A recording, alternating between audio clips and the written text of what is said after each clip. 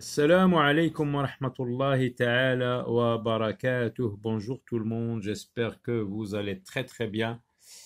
Alors je suis sûr que tu as deviné de quoi il s'agit, hein? C'est l'alphabet. Nous avons vu beaucoup d'informations sur l'alphabet, hein? Là, je vais vous poser une question qui va nous introduire dans la leçon. Par exemple, je vous dis c'est quoi? Ce signe, ça se lit B, hein? C'est quoi B? C'est quoi C? C'est quoi A? C'est quoi O?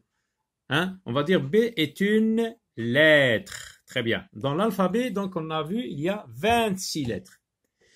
Et c'est grâce à ces lettres-là qu'on peut écrire tous les mots de la langue française. Alors, par exemple, je vais vous dire, par exemple, que représente cette image?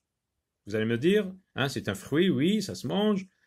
Hein? On va dire, c'est une pomme. Donc, pomme, qu'est-ce que vous entendez comme son?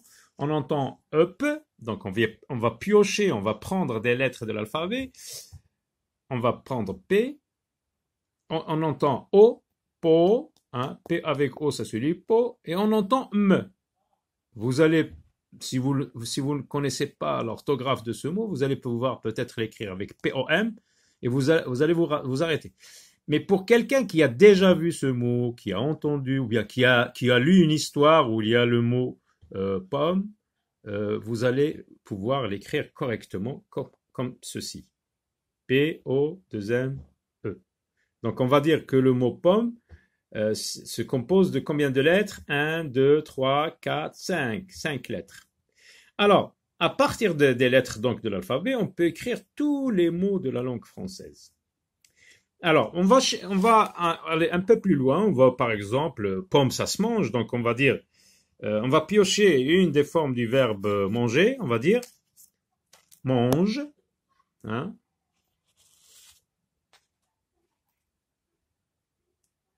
On va dire, on va chercher un déterminant. Ça s'appelle un déterminant une.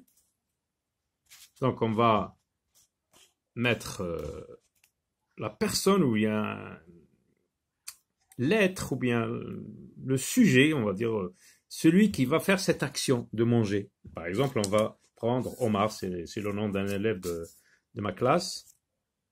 On va mettre Omar mange une pomme. Et on va terminer par un point. Alors, tout à l'heure, on a parlé d'une lettre. L est une lettre, K est une lettre. Maintenant, Omar. C'est quoi Omar? C'est quoi mange? C'est quoi une? C'est quoi pomme? Donc, dans cette chaîne parlée, vous avez 1, 2, 3, 4. 4 quoi? Est-ce qu'on va dire 4 lettres? Non. 4 mots. 4 mots. Omar est un mot. Mange est un mot. Une est un mot. Pomme est un mot. Maintenant, si je vous demande qu'est-ce que c'est toute cette suite, toute cette série de mots agencés de cette façon. Omar mange une pomme. C'est quoi toute cette chaîne parlée que vous entendez? Omar mange une pomme et comme ça, comme vous la voyez écrite, on va dire c'est une phrase. Et c'est ça notre leçon d'aujourd'hui. Alors, on va essayer de donner une définition. Alors c'est quoi? Vous voyez donc, c'est une phrase. Alors on va essayer de donner une définition. C'est quoi une phrase? Une phrase, ce sont des mots. Hein. On va dire une phrase est une suite de mots. Vous voyez, les mots se suivent. On va dire la phrase est une suite de mots qui a un sens. Parce que si je change l'ordre des mots, je vais dire par exemple une, Omar, par exemple, pomme, mange. Là, je n'ai pas de phrase parce qu'il n'y a pas de sens. Donc, pour qu'il y ait une phrase, il faut qu'il y ait une suite de mots. Et là, nous avons une suite de mots. Il faut qu'il y ait un sens, ça veut dire il faut que je comprenne un message, il faut qu'il y ait un message. Omar mange une pomme. Omar, donc cette suite de mots a un sens. Et il faut aussi que cette suite de mots commence par une lettre majuscule. Et il faut aussi qu'elle se termine par un point. Cette suite-là doit se terminer par un point. Et là, pour le point, on a vu qu'il n'y a pas un seul type de point. Il y a un point comme ça. qu'on appelle d'ailleurs tout simplement le point. Et puis vous avez un point comme là, et ça s'appelle le point d'exclamation. Donc à la fin de la phrase, vous pouvez trouver aussi un point comme ça. Vous pouvez trouver un point comme ça, et ça s'appelle le point d'interrogation. Et vous avez les 3 points, qu'on appelle d'ailleurs les 3 points de suspension. Donc on termine par la définition de la phrase. La phrase est une suite de mots qui a un sens.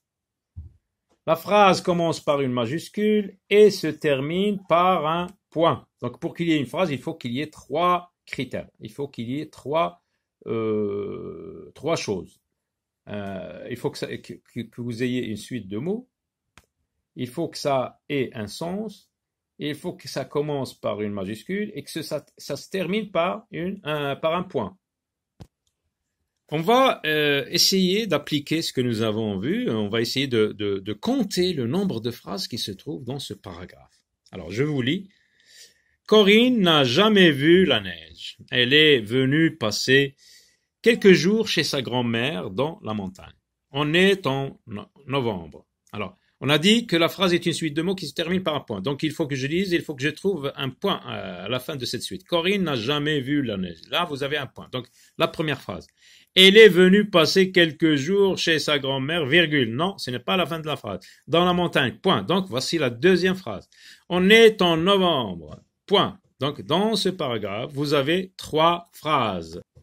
Un petit exercice, construit des phrases. Ibni jumalan. Kawin jumalan, avec les séries de mots suivants. Vous avez 3 séries, la série A, la série B, la série C. Donc, on va lire les mots. Il faut les comprendre, bien sûr, calmement. Ça veut dire Behoudou, le, parle, maître, c'est, on dit mes affaires, tes affaires, mes stylos, tes stylos, A, élève. Donc, il faut chercher qui fait quoi. Là, on voit que c'est on n'a pas mis de la majuscule, ça veut dire ça n'aide pas beaucoup l'élève. Donc on va dire le maître. Le maître, qu'est-ce qu'il fait? Le verbe. Le maître parle. Et là, vous avez comment il parle. Parle calmement à ses élèves. Et on termine par un point. Vous avez le, du, soleil, entra, les, dents, yeux, chat. Là, il faut lire le texte pour comprendre un peu comment agencer ces mots, comment mettre ces mots dans une suite, parce qu'il y a une poésie de Maurice Carême qui parle du soleil.